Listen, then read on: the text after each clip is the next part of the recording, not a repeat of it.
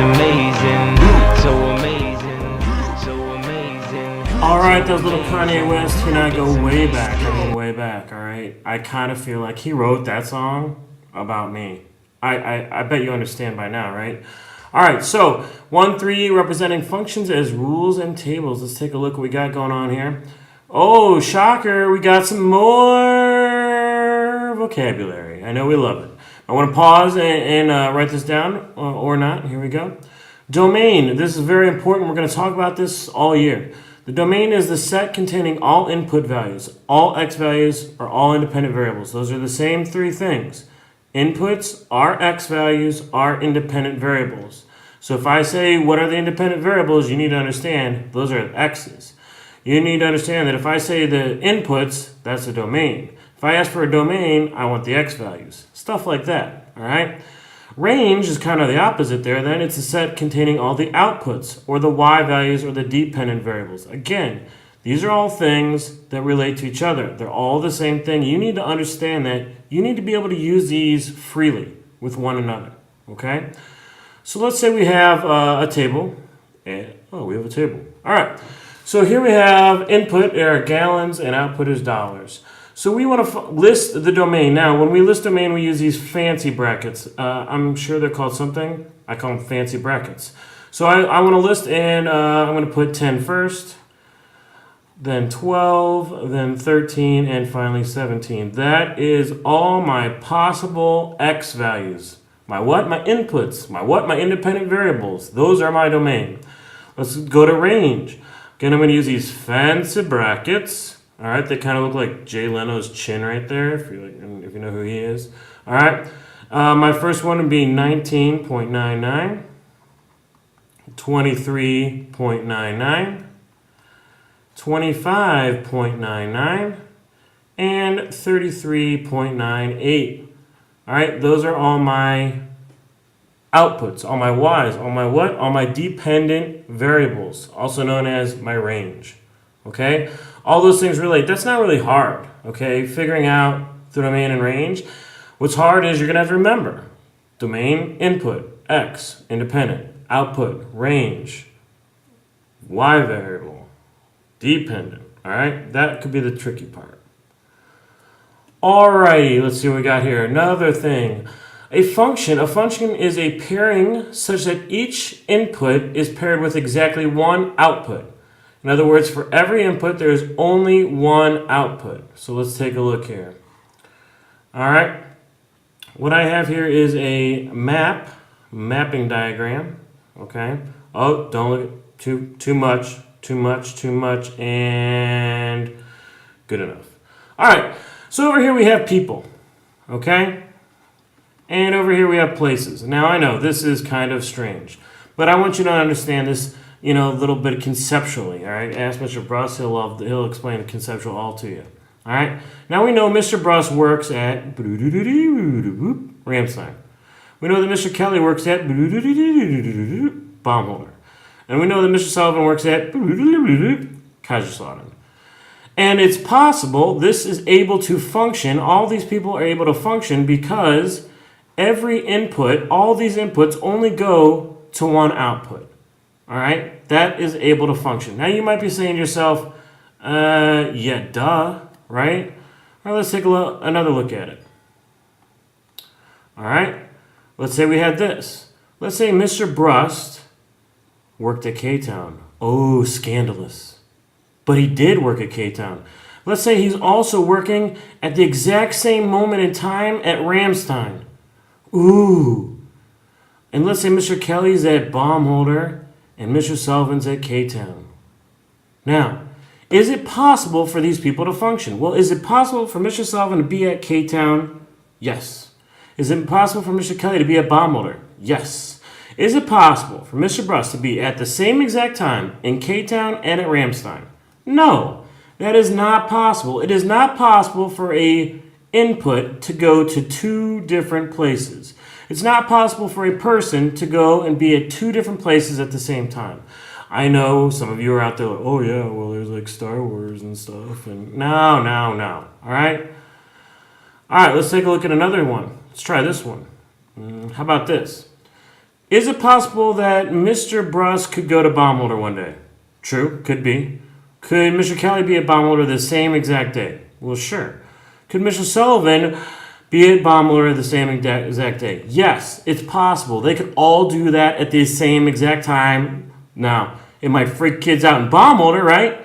But it's possible. It could happen. This is still a function. See, I could have more than one person going to the same place. But I cannot split a person up and go into two different places. That's why it's every input is only one output. Okay? An output, these are outputs, could have as many inputs as possible. Alright, so let's go over and check out some number ones. Alright, is it possible for 4 to go to 0, 8 to go to 5, and 11 to go to 9? Each one of these only goes to one place. Yes, that's possible. That would be a function. Woohoo! Function! Alright, now let's try another one. Would it be possible for 4 to go to 0, and 4 to go to 5, and 11 go to 9? Well, no, it's not possible because this input is going to two outputs. Therefore, it would be no function. No function. Alright? Let's try another one. Would it be possible for 4 to go to 9, 8 to go to 9, 11 to go to 9? Would it be possible? Yes. Every input goes to only one output. Again, it doesn't matter how many outputs they come from. It only matters that this input goes to one place. All right, so that in that case, it would be a function. Yay! All right. Alrighty then, Sullivan. So let's see. Tell whether each pairing is a function and identify the domain and range. All right, let's take a look at this first one. All right, let's do domain first. So domain, I'm going to write a D. I'm going to write my fancy bracket. So my domain, remember, is all my inputs. So 4, 5, and 9. 4, 5, and 9. My range is all my outputs, all my y values, 0, 1, 2, 3. All right. So let's take a look here. Is it possible for 4 to go to 0? Sure, yeah.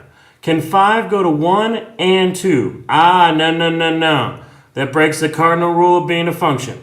An input cannot go to two places, so therefore, no fun. No function. All right? Let's take a look at this one. The screen is so slow. We'll just pop these both down here then. Boom. All right. Let's take a look at this one. Our domain, we have 4, 5, 6, and 9. Our range, we have 10. I don't need to list 10 all those times. I just go to 10 once. Let's check it out.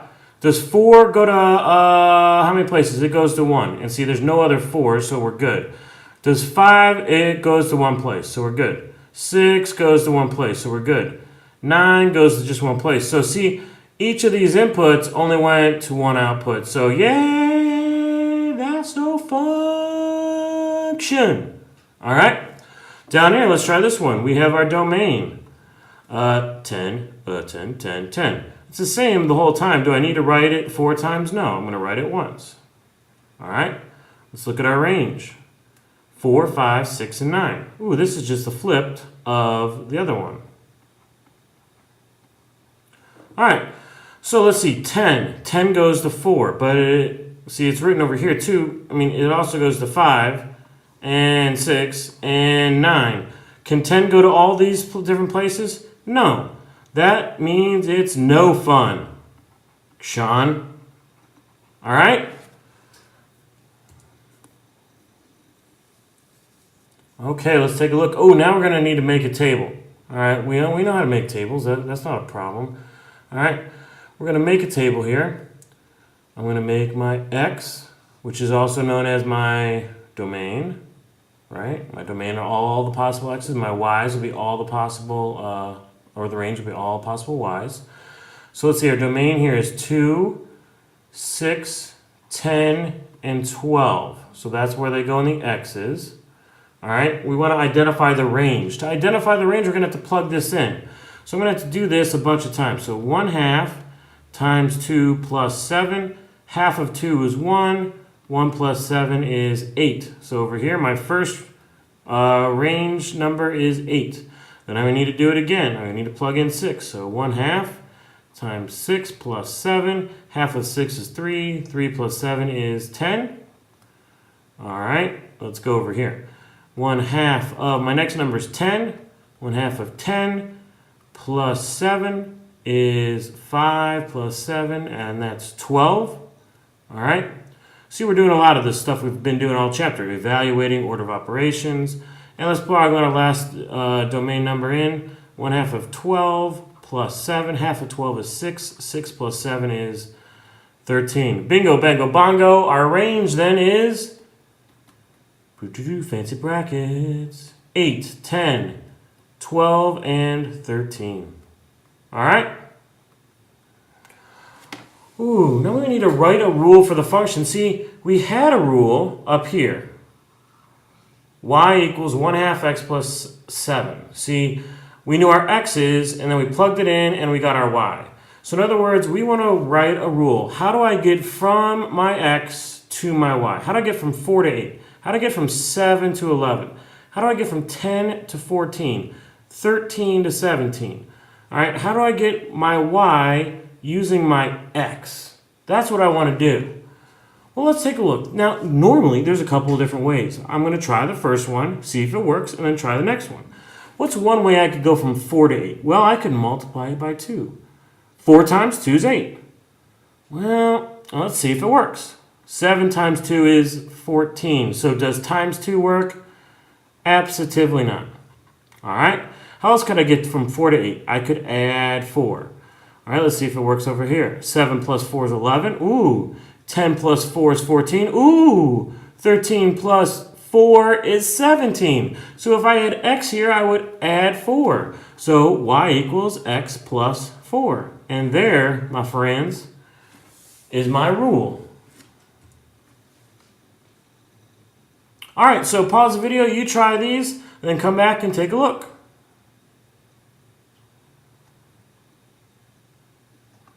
So let's take a look here.